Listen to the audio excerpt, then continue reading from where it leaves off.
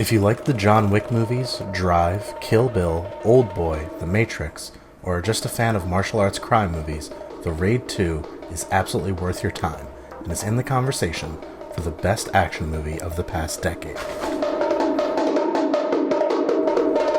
It's also on Netflix as of April 2023. Although it didn't get as much commercial buzz as it deserved, The Raid 2 was critically beloved when it came out in 2014, and has had cult fans clamoring for a third installment since.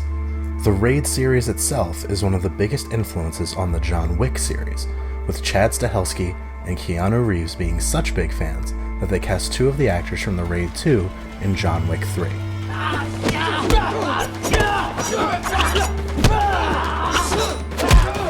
Do you need to have watched the first film in the series to appreciate The Raid 2? No, but it helps, as the second movie takes place minutes after the first film ends. That said, you'll only be lost for a few minutes before the story ramps up. Let's talk about what makes The Raid 2 so special.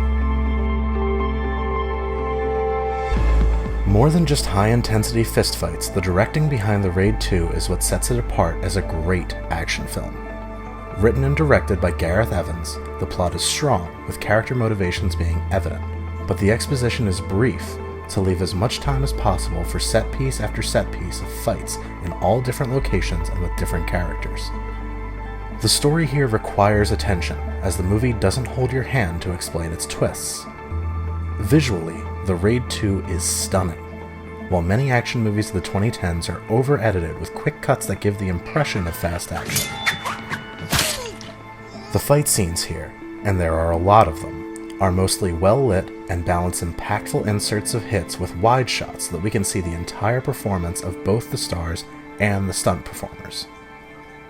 Rather than having the edits move the action, when possible, the camera moves with these performances, making the audience feel closer to the action and keeping it more legible. For me, it's critical that action scenes nail the concept of geography. Plenty of action movies, even great ones, can screw this up.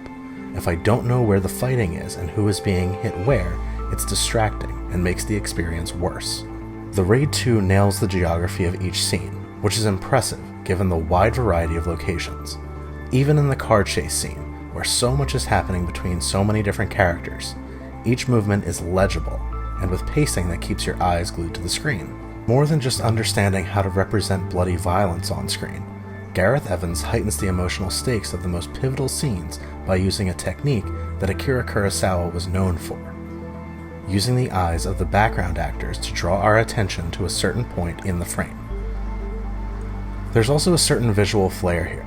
The Raid 2 was shot on the newest Red Cinema cameras at the time, and it's clear that they wanted to push the envelope as far as they could on a budget that was small for the early 2010s and wouldn't be enough to produce an hour of a sitcom today.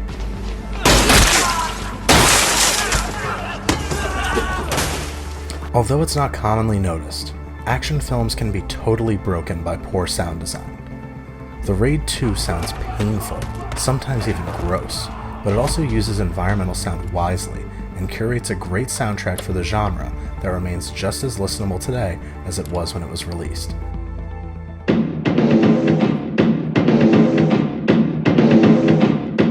On top of all that visual and audio style, there are some excellent character design choices as well. There's a long tradition in martial arts films of creating unique and quirky mini-bosses with unique weapons. The biggest bad needs to be formidable and or scary, but often there's a space for strange characters in the fights leading up to them. The Raid 2 has several quirky characters, including a machete-wielding madman, a baseball-obsessed hitter, and a differently abled assassin wielding dual hammers. Each of them shape the action of their scenes in different ways and are a joy to watch.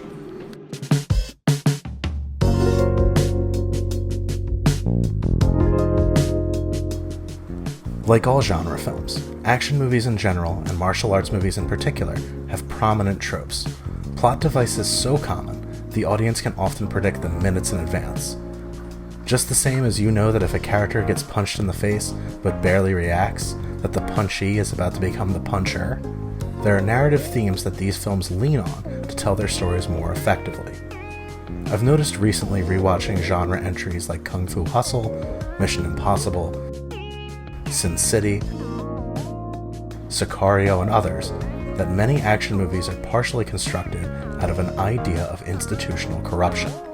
Whether it's the police, federal agents, or others in a position of authority, these stories often portray those people who have sat too long in the halls of power as, at best, the enablers of great tragedy, or, often, the knowing beneficiaries of the morally reprehensible. I think this narrative echo that exists in so many action films, particularly those produced in the 21st century, is purposeful.